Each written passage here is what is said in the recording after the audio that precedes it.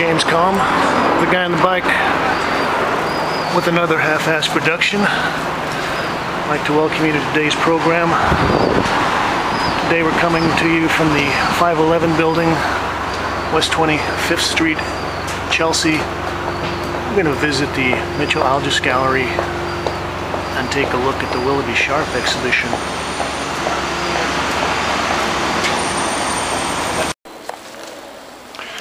So we're at the Mitchell Algus Gallery, and we're going to take a little look at the Willoughby Sharp exhibition here. And we'll come back and have a little interview with Willoughby and Mitchell after we take a look through the show here.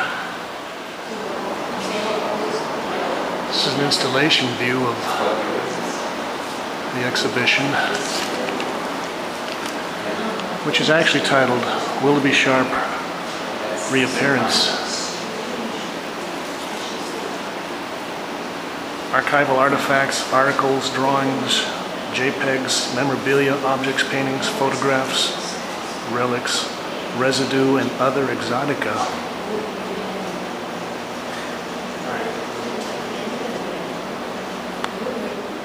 This is the documentation of a piece called Full Womb, University of Massachusetts, Procreation. Once I got into it with the baby bottle, it was turned on, and as I was slowly spun, I sucked milk and concentrated on my own procreation. The moment of my inception, I concentrated acutely on the vision of my naked parents making love. As I was turning, they were engaging in passionate copulation. As they became one, I became. We were together, and the three of us were united in a majestic, celestial embrace. Very poetic statement. Here we've got a wall full of drawings documenting some of the many video performances that Willoughby did. So you started in the late 60s doing the performances? 69? Well, 70. I did some film first. You were doing film first, and then you kept doing that until about 1975? No, I did films until Woodstock. I did a film called Woodstock. Right. The big film, with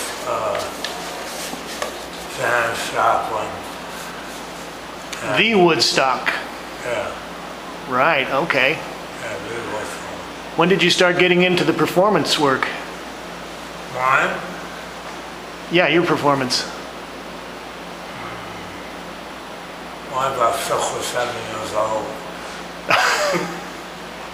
So, Really? my parents, they were very social people, and they had parties, and I was the only child, and my father and mother taught me how to be a bartender, to mix drinks for the rest. Okay. And then so I was out there anyway, and then they asked me to tell stories and perform. So right from the beginning, you were out there mixing drinks and performing for the My mother was a Zippo as well. Tell us about your involvement with Joseph Beuys and how you came to sort of bring him to the United States and introduce him to the American art viewing public. Well, I met Joseph in 1957 or 8. Christmas 57. And I got married to a girl from Düsseldorf, and he was from Düsseldorf. Right. And she was already in the art world, and he was in the art world, so we were all in the art world forever. And he wasn't even shooting that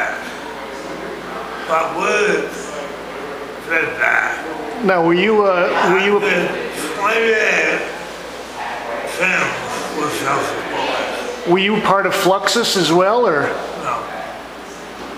So you just sort of met him independently and had the idea that he would be someone that people in America would be interested in sort of seeing what he was doing and his ideas. That's cool.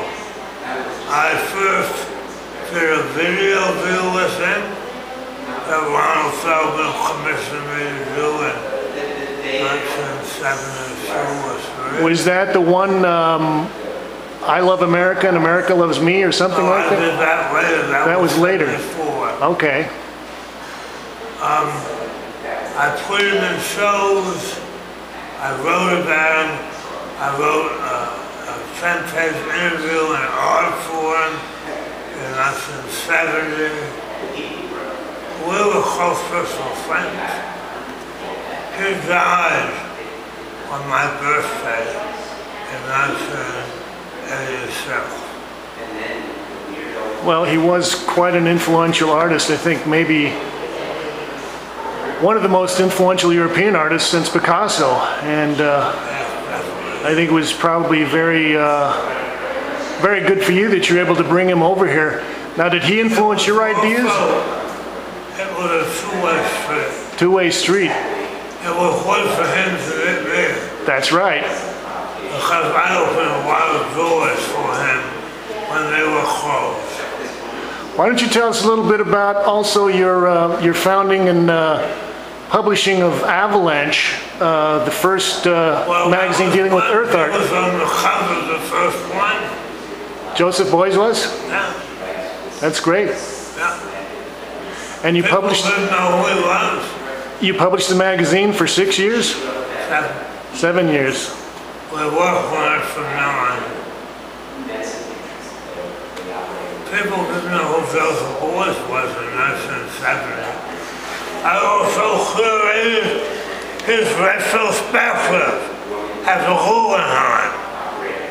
I curated the video and the film part of that film. Now that was in 80, 79, 80. I remember seeing that when I first got to New York. Fantastic show. Oh, wow.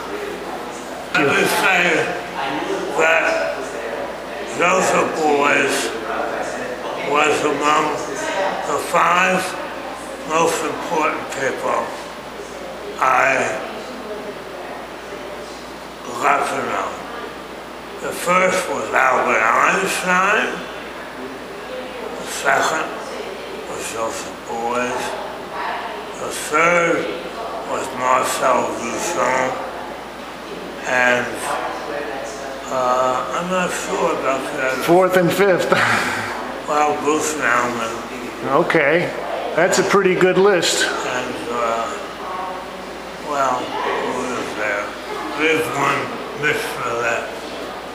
I'll be back, Willoughby. Thank you. We're talking with Willoughby Sharp here.